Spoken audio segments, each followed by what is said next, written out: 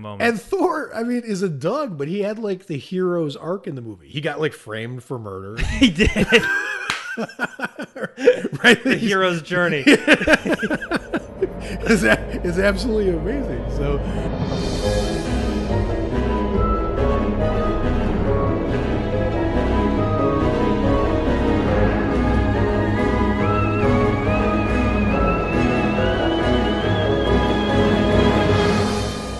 Hey there, boils and ghouls. Welcome to another episode of Halloweekly. Nick and George here with another episode of How Low Can We Go with 38% with Bad Moon. Bad Moon. Great movie. Here's the thing. We're at 38% on Rotten Tomatoes, and I'm honestly expecting the movies at some point to get really terrible. So I thought maybe this movie would be just not great, and then it's so much better than I expected that when that happens to you mentally, you're like, oh fuck, it's the best ever. So but we'll see. That's how I feel now. Okay. That's how I felt going into it. I'm sure you're right, because I'm thinking about, well, actually I don't know. We're gonna get into it a little bit. We are gonna get into okay it. so yeah, we'll rank it in the horror and werewolf movies at the end of the episode, because let's talk it through. Yeah, we gotta talk it through. It has its strengths. It has its weaknesses. So neither of us had seen this movie. No, this is the first viewing. Yep. Ever. Which is awesome. That's part of why I love the series. Yeah. Okay. I would have never watched it if it hadn't been. Right. I would have just been like, no, The Wolfman's the best werewolf movie ever. I think so. I didn't know that this movie was written by the guy who, by the way, personally is apparently like a maniac. Yeah, Google it. But he wrote Near Dark and The Hitcher. If I had known that the guy who wrote those two movies, directed this and wrote this one, I would have watched it. I just didn't know, right? So like that's a pretty amazing pedigree. Those are two movies that I love. So, and for a kid who grew up in the 90s, if you had told me the kid who played Dennis the Menace was in it, I would have been like, duh, let's do this. Let's do this. I'm in. Mr. Wilson's not going to like it. But I don't even want another minute of this podcast to go by without talking about fucking Thor. I fell in love with this dog. This makes sense as to why the book is called Thor. Right. Well, yeah, this movie's based on a book that was told from the dog's point of view, which totally makes sense when you see the movie, because there are a lot of lingering POV shots of the dog. Yeah. Whatever. But this dog is amazing. First of all, he's one of the best actors in the movie. And I actually found out a secret behind the scenes thing about why that is. So we'll get to that in a second. But and I'm a huge dog person. I have two of myself, so this is the natural for me or whatever. But oh my god, like there's the scene when he gets sprung from jail, and he runs to go rescue his family. Basically, he's like heroically running down the road, dodging trucks and cars or whatever. I'm like this. Like I'm out of my seat, like rooting for this guy. I loved him from the beginning. Like the first time you meet him with the con man. Yep. Oh, it's just he's so good. Yeah, he's and the cat. It's a really small cast. Yeah, you got really Thor, Dennis the Menace, yep. the mom who's decent, yep. and at acting, and Michael Pare, who's great, who's fantastic. Yeah, and then the sheriff like randomly shows up for like 1 minute and then leaves. And the kid is good, and you have the guy who gets attacked during the good doggy scene, and I just want to give him a special shout out for best reaction ever to being attacked by a werewolf. Like this, if you haven't seen this, you just got to just Google this. Like if we're not going to convince you to watch the movie, which you should, but if you're not into it, like just Google the one scene, like the good doggy scene, because he does what I think you would probably do in real life. In horror movies, when you get it's basically a jump scare behind him. Yeah. He hears growling. He goes, "Good doggy." He's there to actually kill the dog. Yeah. And he spins around and he sees an incredible werewolf. I mean, the werewolf in this movie is top notch, like really. So he spins around and he sees the werewolf right at his nose, growling with the teeth in his face, and he's like, "What?" It's like half scream, half what? He's just like his brain can't compute. Like his whole world crumbled. Like he can't. It was He fantastic. what was funny was, I mean, he went to go kill the dog, but he tried to do it in like the most Tom and Jerry way possible. He came with like a fucking steak and a cleaver. Like it was the most ridiculous setup. That's the best way to describe it. You're absolutely right. It's like a cartoon villain. And if I had a criticism, I have two main criticisms of the movie. They don't detract at all from. I mean, it's not even going to impact. Well, whatever. But the some of the action blocking, I can see why this guy has written more movies than he's directed, or written better movies than he's directed, whatever. Because this movie's directed really well, but there are just some slippages that are just weird. The scene that we're talking about, the good doggy scene, the guy standing in front of an empty doghouse, a clearly empty doghouse. Yeah, from like 2 feet away from every angle, and the dog he's after is not a Maltese. Like this is a huge fucking German Shepherd. 110 pound. Right, exactly. Yeah, exactly. So, and he's standing in front of the clearly empty doghouse, going, "Come here, good dog, come here, come here." And I was like, "What is happening? Like, is this guy? Did he hit his head? Like, he is definitely. He was a bad con man. He was a bad con man. Yeah, but yeah, there's just some action scenes that are blocked in a really weird way where I just thought they could do a better job, but the end duel makes up for all that shit. Well, so whatever. Yeah. Anyway. Well, going from the con man, I forget the name she had for him. I said she was decent acting, but I actually like loved her from like the first scene when she's like when she's they don't reveal that she's like a badass lawyer who knows what this guy's angle is. I loved the fuck you to that guy. That was great. I was like, oh shit. That was really good. Oh, I love that. She's got a lot of charisma. Yeah. I mean, she's related to fucking Ernest Hemingway. So is she really? Yeah. So she's got the gene, but she's just a little wooden. Yeah, it's just like not much range. But it feels like but it kind of felt like your mid-budget 90s film. Yeah. In terms of acting. Yeah, well, yeah. I mean, you know what I mean? The star was great. Yeah, like he was phenomenal, but she was just a little.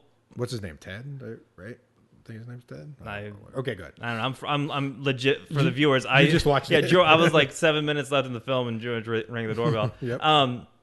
No, but from that first guy, you definitely get this sense of like how much of a protector Thor is going to be. Yeah. So like, I mean, I don't think there's ever a film that needs to convince you to love a dog unless we're talking about like Cujo. Right. But like this like dog just like ups the level for like every dog you're ever going to meet. Yeah. Because you're like, are you Thor? Are you Thor level? Because like I was watching it while our cat Gatsby was walking around. I was like, you're not Thor. You're not Thor. You're gonna get yourself out first. Yeah, that's totally true. Oh, but we forgot to complete the whole intro, the jungle. Yes, the jungle scene. What did you think of that? Yeah, all right. So I thought it was one of the best starts to a werewolf movie ever. Yeah. And I thought the effect of the shotgun blast was pretty freaking amazing. Yeah. Right? Like really took me off guard. I just really liked how, I mean, it was very primal, right? That's what werewolf movies are supposed to be. Yeah. You know, and it really nailed like that part of I mean, it's a good job for what it is. Yeah, I liked the intro. Well, the one thing I noticed about this, and I put it in my notes, was the colors in this movie are super vibrant. Yes. Like, it's a really bright and, like, pretty crisp looking werewolf film. Absolutely. Compared to what was it, 2000 whatever's Wolfman, where it's very dark and gray. Yep. And, yeah, what was the Late Phases? Like, that had a very dark... Yep. Well, actually, so this is a good point. Just a really quick side note. The director did a great job. He got the right person, and he gave him the right instructions. So he hired a guy named Steve Johnson to do the werewolf design. Mm-hmm.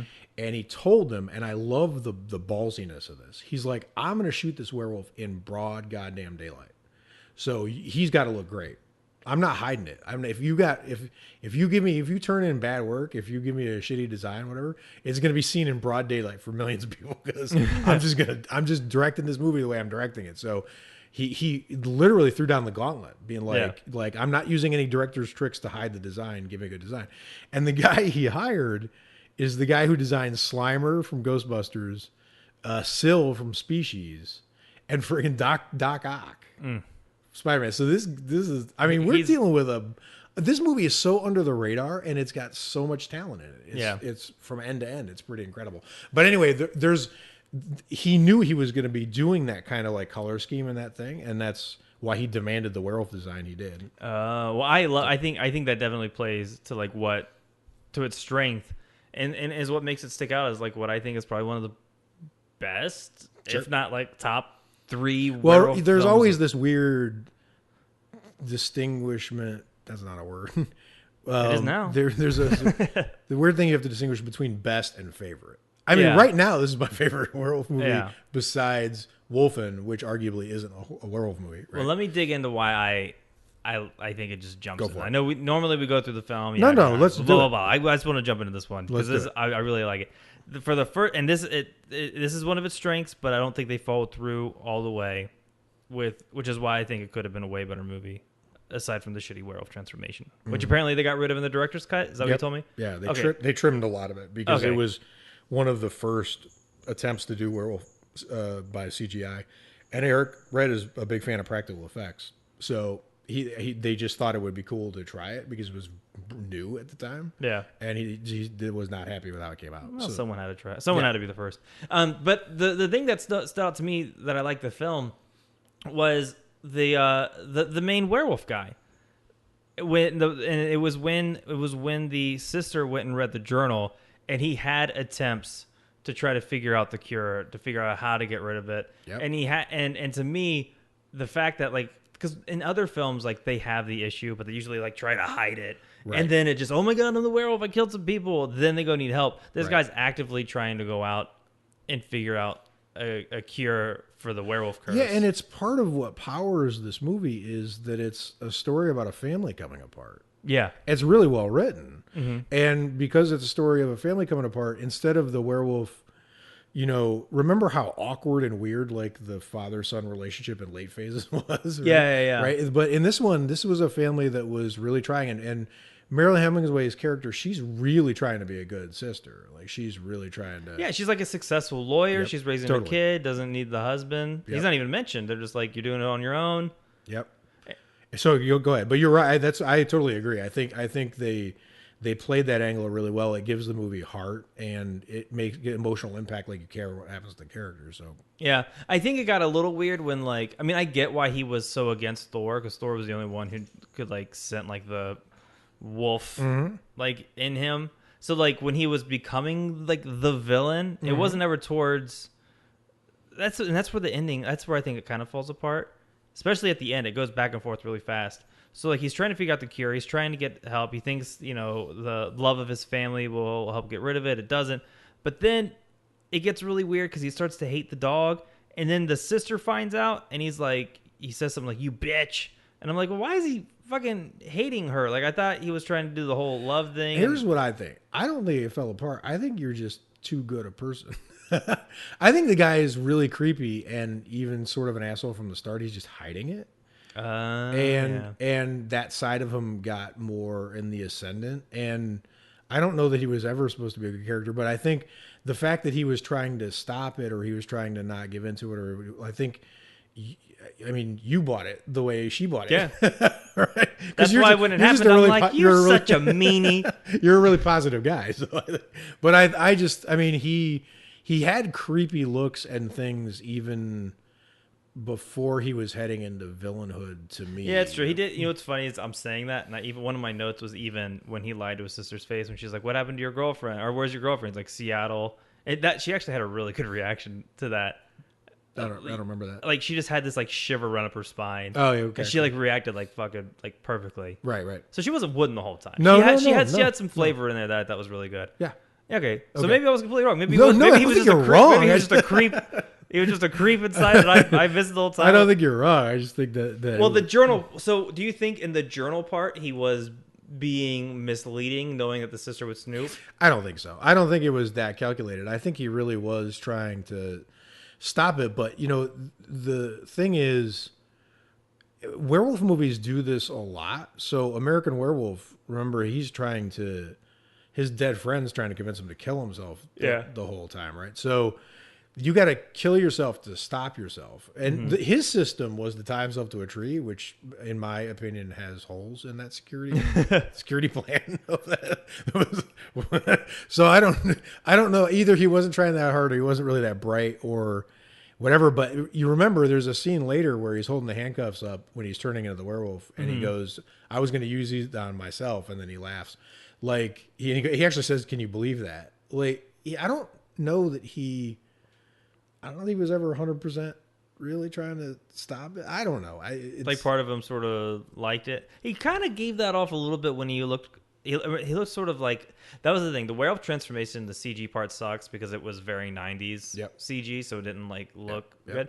But when he had his like half werewolf face on when he was talking to his sister, that part was great. He was really good, intimidating and creepy, and he's a great villain. Like he turns into a great villain. But didn't he kind of remind you of Dr. Jekyll in the 30s version when he's like laughing? He looked very similar to that. Yeah, for sure.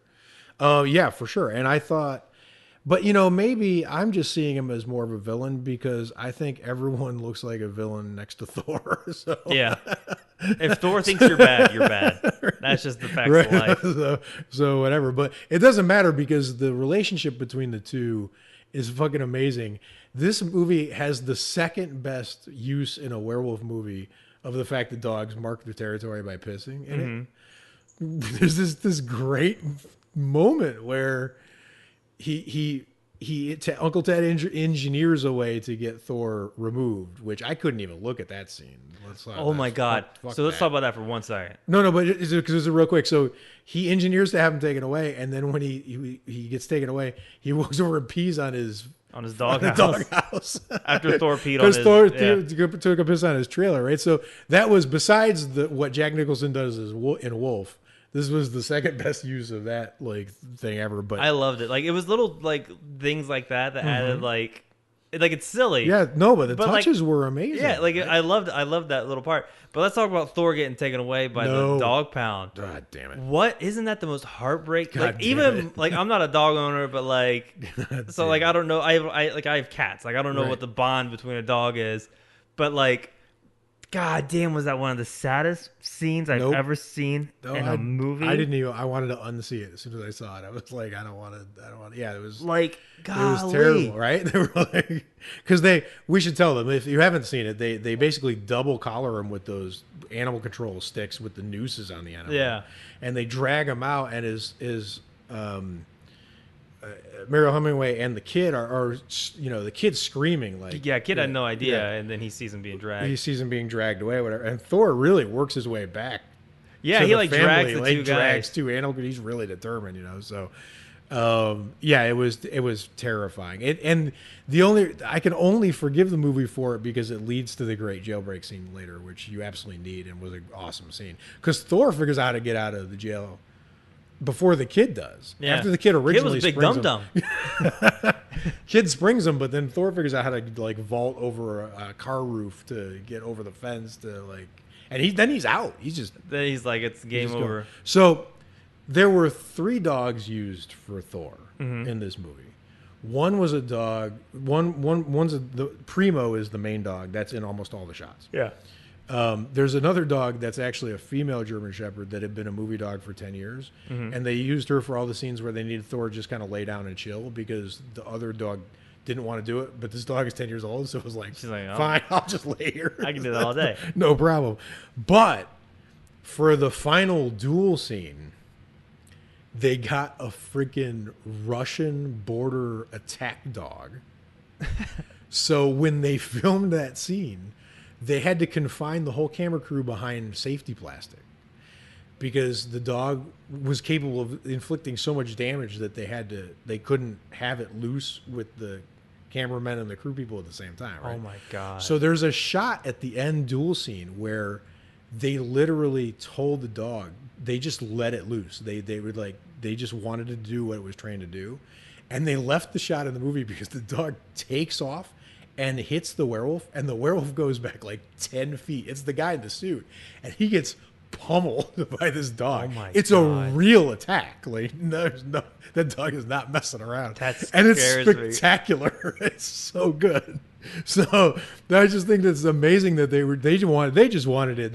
They wanted to have it be as real as possible. And this dog takes that guy down. That's freaking terrifying. Yeah, so it's a, and when you'll see it, you'll know what moment you're talking about if you look at the duel scene at the end, because you just see the dog, you get this look in his eye like it just wants to kill everything in the room, which is pretty amazing. That is. Yeah, so they did just a great job with all of that.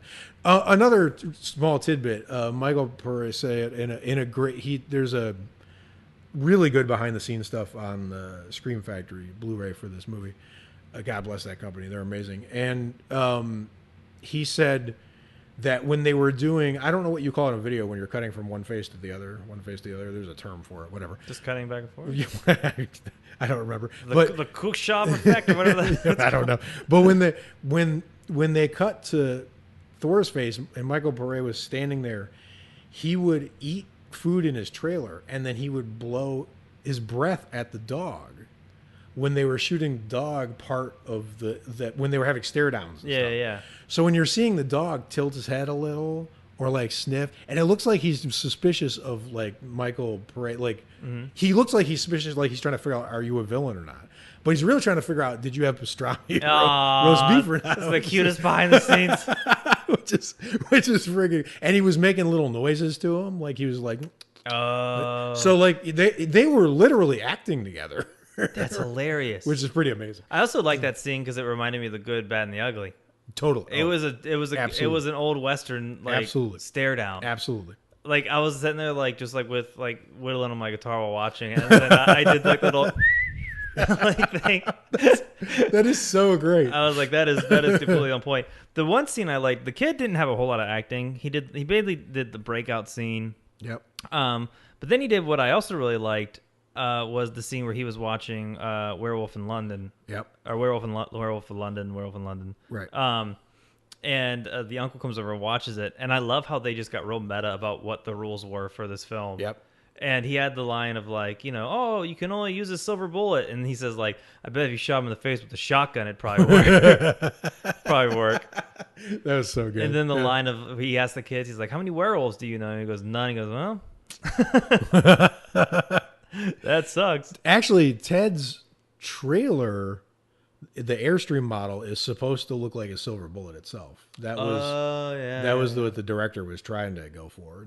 I don't think I kind of see that. Like, yep. I mean, I would say that worked. Quite a bit. And I actually liked him tying himself to the tree. I like the shot of him like clawing at the tree and looking at that was where the movie really got a really nice got a really Hammer feel to it. Because a lot of werewolf movies, I don't know, that's one of the things that is kind of a drag to me about Werewolf in London is how urban most of it feels. When they're out in the moors in the beginning, it's great, whatever. But this one, it's got the jungle moment, and then it's got all around the desolate stuff around the trailer, and it's got the whole tree. Like those things there were some great shots. The shot that's on the poster is one of the better posters ever done for a werewolf movie. Yes, right. That art design is great, and that's like straight up shot from the movie. So I like that. Yep. And I totally got the title wrong, Werewolf of London, because I was thinking American Werewolf of London, blah, blah, blah. A lot of werewolves in multiple places. I'm sure the working title was like Werewolf of Washington. Probably. Werewolf of Twin Peaks. I'd give anything to see that. Type of thing. But the one thing I liked was right before the stare down between the uncle and Thor was because he was trying to go on his run. Yep. The whole time. And I just liked how Thor shamed him into his trailer the whole time. He kept peeking out, and Thor's like, It was amazing. Nope, I am gonna. And I love how much Thor was on his balls the whole time. Like when they first got to his trailer, they went to go see their uncle, and Thor is like sniffing around, going like, "This shit ain't right. Like, there's something's not right." He is the MVP of this movie by far. Good. And him at the ending, that sequence gives me chills. It's so good. But can we talk for a second about the werewolf design So my main problem with this movie, and I didn't see this mentioned anywhere, it's surprising. So it makes me feel like maybe I'm a little crazy. I don't know, but the werewolf design in this movie is great. One of the best ever. Totally holds up, except for the transformation. Really, really good. It's an animatronic head, and like, they did a great job on this. Yeah. But this werewolf is a boxer. You know, you told me he doesn't bite anyone ever. Actually, he bites the one guy when he jumps down and bites his helmet or something, right? Yeah. But there are scenes where, so think about the scene where he's this werewolf is swinging at people like with his claws, and he's got these incredible design, the jaws or whatever. And when he's fighting with Thor at the end, he's slashing Thor with his hands, and Thor is literally right next to his mouth, and he's just sort of smiling at him. And I don't know why logistically they couldn't convincingly sell that it was a bite, but there's this one moment in the movie where he literally punches the con artist into the woods he punches him like it's like the Jason takes Manhattan punch. Oh, where he knocks the guy off the thing. Yeah, and he's just this werewolf should be next up to fight Mayweather. I thought about that. It did look like the first girl he Tysoned, like in the head, in the jungle. But to be fair, well, that wasn't him. Obviously. Oh yeah, it was the other werewolf. But I didn't mind it because I grew up with a game called Killer Instincts, and there was a character called Saberwolf who was a werewolf. Okay. And his main thing was he would like use his claws like that and then like slash back and forth like that. And he didn't do a lot of biting. Okay. All right, fair enough. And to me, I would see, because I thought about that. It did look like a little bit of like a boxer, but his claws were pretty big. I'm glad we got one bite in there. We got a bite on a helmet. Bite on a helmet. Which, yeah. And apparently which was kind of cool. But there's literally one scene where I forget which character he's killing, but he's killing someone, and he does like a takedown move. Yeah, he punches. He did wrestle. So that's where I fall apart a little bit on my thing. Right. Like, I was trying to defend it, like, okay, maybe he's like Saberwolf from Killer Instincts, but no, then he throws down at one point like a goddamn WWE wrestler, and I was like, okay, I just don't think they figured out how to use the animatronic head and have it actually really appear to be biting things. Yeah, because you could see in the close-ups, you could tell it was animatronic the way it was like some guy. You could almost. It's fine because it's almost so good. Mastering the controls because it's like they're like just do it, just move everything. Just move everything. Move everything at once. Yeah, but I don't want to. I mean, I don't want to go too long on it because it doesn't really impact the movie to me. It was just a shame that they couldn't, because my point is that the design of his face was so good that you wanted that part of him to be scary. But by the end of the movie, I knew he wasn't biting anyone. Yeah, and I like it. In werewolf design is like really kind of crazy when you think about it, because with vampires, they're either really suave looking or they're like, you know, Nosferatu looking, kind of creepy, or Interview with a Vampire. Like they're always kind of glamorous or like decrepit looking. Werewolf design, like that one, actually looked like his face had like a wolf structure, which was cool, and then he had like the human body. Yep. Compared to like the Wolfman, where he has a human body, but the face is still structured more like a human. Yep. And I really like the wolf look because it looks. Yep. Fucking intimidating. Yeah, and the whole movie would have failed because they do a legitimately good job of making Thor scary. Mm-hmm. And the movie would have failed if the werewolf looked not scary, because then there's not even a fight, right? Then they made it feel. They did a good job of making the fight feel even, leading up to the first bash between Thor and the werewolf. It had the coolest fucking shot when the werewolf's at the house and Thor runs out from the woods and the camera dollies up on Thor's face, and he's in this like the look on his face is like, I'm gonna fuck you up, boy.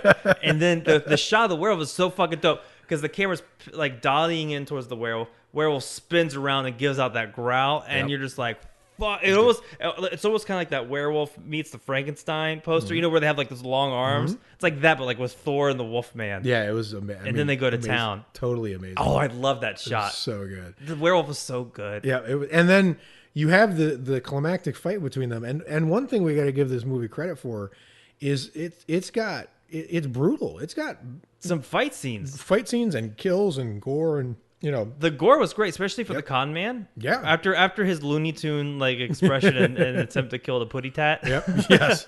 Yeah, because he takes some of his fingers off. And he looks at it like he like the werewolf slashes him and the gore that was one of my notes was the gore in that scene like looked good. It wasn't like Saw level gross, but it was gross enough to where you're like shit, like this guy's putting out some damage on people. Yep. And that was another thing I actually wanted to mention was one of the things that it was one of the weaknesses to me of a movie like Late Phases. One of the things that a movie like Dog Soldiers and this movie get right is you want the werewolf to be powerful. And this movie didn't fuck around. When the werewolf came crashing through things, it came crashing through things. I remember there was a moment in Late Phases where it felt like the werewolf was like politely knocking on the door. Yeah. But this one, when this werewolf shows up at your door, he just blows your door down. Like he comes very through, fitting. If he comes right, exactly. If he comes through your window, he's taking out the frame with it. Like he's they gave the werewolf actual power. Yeah. Which was nice to see. I did, yeah, you're right. That's a good point. I just love that shot. The werewolf design sort of looked like the mutants in Teenage Mutant Ninja Turtle 2. I haven't seen it. But I think it's because of the animatronic face. It's just so clearly animatronic when they do it. Right. But goddamn, if he didn't like his even the shot of like the full body shot of him. That's what's impressive to me. Yep. Is the full body stuff just looked good. Yep. They didn't have to like cheat it with like doing a lot of close-ups of things and doing like they were like in darkness they were like here's the fucking werewolf. Yep. That was great. Because you're in a werewolf movie. Yeah, totally. That's why it shot so high on my list, like immediately. Like and during the fight scene at the end, I mean, Thor inflicts a lot of damage on this werewolf. And let's talk about the fact that they're fighting in a bright colored child's room. Right. Yeah, it was great. It was really great. I love that. And then there's just that epic moment where. I mean, the whole Thor running to save his family scene is amazing. Him running up the stairs is amazing. Jumping through the window that the werewolf went through, he's just determined. He's on a mission, and he breaks in. And then Meryl Hemingway is determined to load her entire gun while her dog gets killed. Which, whatever. And yeah, the gun thing was kind of but it's fine. So then they're fighting, and it's a really like just a brutal. Fight, and then the kid comes in, and the mom finally has her gun loaded after 5 minutes of effort, and the werewolf grabs the kid like by the neck and holds him up, and she's just like, it's her best moment in the movie. She's just like get the fuck off my son. Oh, that line was starts shooting him which was fantastic, and she shoots all 6 bullets into him. Go ahead. I was just gonna say she had like 4 or 5 like 3 or 4 like really good like moments in the film. She did. She could do it when she wanted to. Yeah. I just don't know if she always wanted to. But I mean, it's the climax of the movie. Get the fuck off my side. It was almost fantastic. It almost. You know what it reminds me of? Taken. The Babadook where she's holding her child and screaming, but like instead her child's being held by a giant werewolf.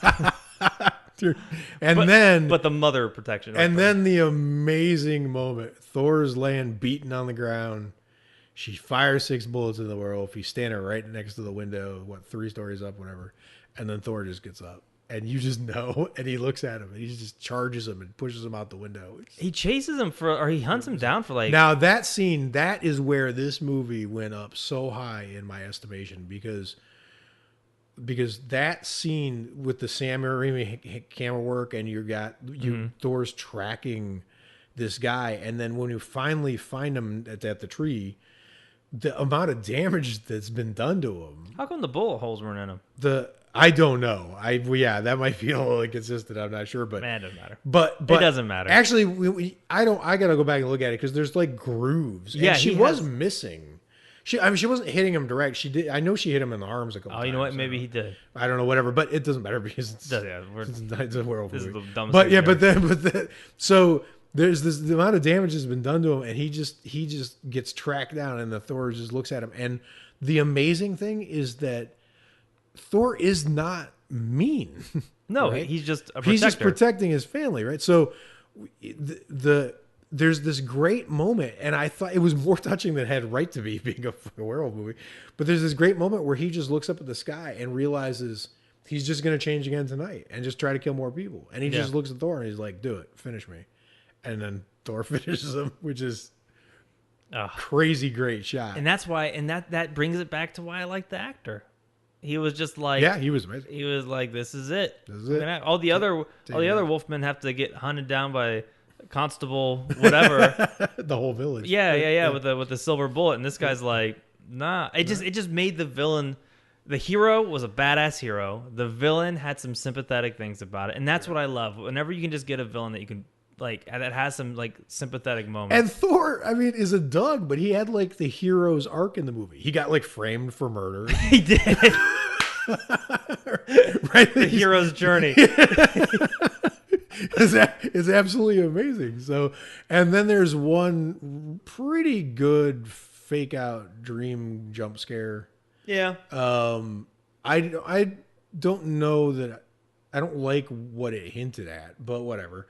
And then you just see them Thor and they hug it out, and Thor's like in bandages and a cast, and it's just it just ends. It's just amazing. They're just like they're like we've hit all the chapters of the book. We're done. We're done. We got to wrap it up. All right. Scores? We're gonna do score. Let's score and rank it in werewolf movies, which should be easy for you because you're just gonna say werewolf movies. Okay. I know a lot of people love American Werewolf in London. That's usually what people say. They say we're American Werewolf in London, and then usually like the Wolfman. I really only like the transformation scene in American Werewolf. Mm-hmm. That's sort of the height of it for me. The rest is okay. Mm-hmm. Like I think. I don't know. Anytime I say that, I have to make sure I jerk off. Like there's great. I mean, we're abnormal in horror podcast in the fact that we're both agnostic about American Werewolf. I don't love it, and I think some of the dialogue and all that don't hold up over time. There's some really dated, weird, sexist shit that happens in there, and it's like boring, whatever. But I mean, it's still a great movie. It's a legendary movie. It's fine. It's but anyways, American Werewolf in London. Yes. Werewolf Man. I honestly, I would probably put this. It's easily top 3. I wonder if I can safely put it at 2. Honestly, I think I'll put it as the second best werewolf movie of all time. And number 1 is The Wolfman. The Wolfman. Okay. The Wolfman, but God, I know it's hard. I don't know if I want it to be the original with Lon Chaney Jr. Right. I know because you really like. I really loved the Benicio del Toro, and we're going to be doing that on Halloween. Yeah, it's going to come up soon. You know what? Save that. For I'll save that for that. So this is definitely top 3 for you. This is top 3. All right. All right. I think the original Wolfman is my favorite werewolf movie. I think that. It's hard. I count Wolfen as a werewolf movie. Yeah. And I just have an abnormal amount of love for that movie. So I feel like I have to put that second. And then I would tie this out with Howling. I would cop out and have them tie for third. You know what I would do for my third? I would put Silver Bullet there. I feel comfortable with that because of the church scene alone. Yeah. I really like Silver Bullet, but I like this more. Oh, yeah, for sure. I like some. All right, so Rotten Tomatoes. Do I? Okay. Okay, you know what? We'll figure this out when we see the Wolfman. Yeah, we got another werewolf film. Yeah, I'll be able to iron out my thoughts. Because again, we're gonna do a live stream about this. I'm gonna show everyone my favorite decoration is of Lon Chaney's Universal Wolfman. So I love werewolves were my creature growing up. Okay. Yep. All right. So Rotten Tomatoes score. So it's 38%. Criminal. That is criminal. I'm gonna say that this, if I was in charge, if I could hack Rotten Tomatoes and change its grade like they do in war games, I would give it a grade of 82. 82? Yeah. I'd say, I say 85. Fair enough. 85 is where I would put it. Fair enough. I mean, it's a very, very deserving movie, and it's an easy watch. If it's not that long. It's an hour. I think it's like an hour 10. Yep. So it's. But if you are at all into horror, that's not right. It's an hour 20. you like dogs, then this movie is automatically enjoyable. It's just automatic. Yeah, you have a great werewolf and a German Shepherd as your hero. A great cast, and it's an intimate feeling movie. It's a small cast. Okay, yeah. It's the geography is great. Yeah, I mean whatever. 38%. Fuck everybody. No, that ain't right. I'm not buying it. So. That ain't right. You ain't gonna win with that. For sure. And there you have it, Boils and Ghouls, 1996 Bad Moon. And if you're interested in helping support the show and community, head on over to our Patreon page and head on over to iTunes and subscribe to the show and give a review. Until next time, watch a bunch of horror movies and stay scary. Bye, guys.